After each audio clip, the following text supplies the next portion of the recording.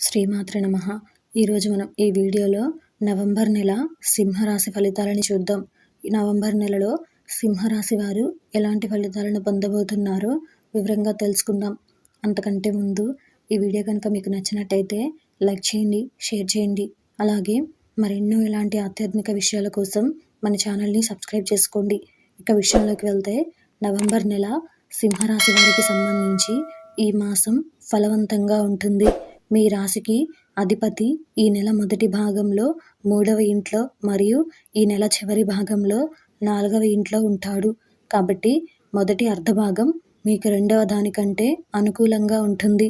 November సింహరాశి వారికి career పరంగా అనుకూలమైన నెలగా ఉంటుంది. ఈ నెల ప్రారంభంలో మీ రాశికి అధిపతి అయిన సూర్యుడు మరియు 10వ ఇంటికి అధిపతి అయిన శుక్రుడు 3వ ఇంట్లో ఉండటం వల్ల మీ పని వాతావరణం అనుకూలంగా ఉంటుంది. మీరు పనిపై దృష్టి పెడతారు మరియు మీ కఠినమైన ప్రయత్నాల ద్వారా మీరు బాగా పనిచేస్తారు.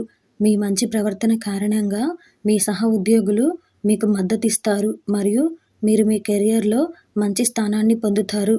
విద్యార్థులకు ఈ నెల అనుకూలంగా ఉంటుంది. మీరు చదువుపై ఏకాగ్రత మరియు ఆసక్తిని కలిగి ఉంటారు. అలాగే మంచి ఫలితాలను పొందుతారు. పోటీ పరీక్షలకు సిద్ధమవుతున్నట్లయితే మీ కృషి విజయం సాధించడంలో మీకు సహాయపడుతుంది.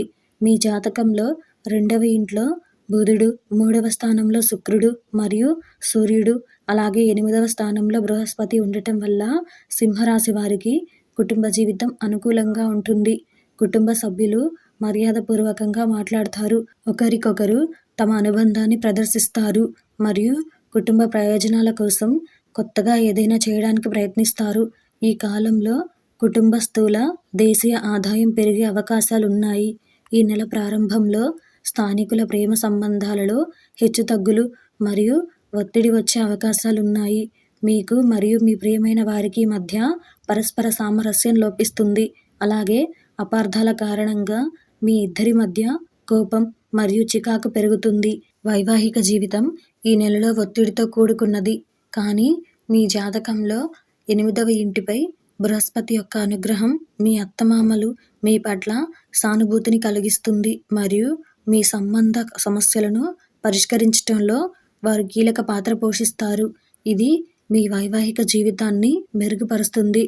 మీ ఆదాయం సజావుగా కొనసాగుతుంది. కానీ 12వ ఇంటిపై 6వ ఇంట్లో ఉన్న శని యొక్క అంశం మరియు 8వ ఇంటి నుండి 12వ ఇంటిపై ఉన్న బృహస్పతి యొక్క అంశం కారణంగా మీరు ఆకస్మిక మరియు అస్తవ్యస్తమైన ఖర్చులను కలిగి ఉంటారు.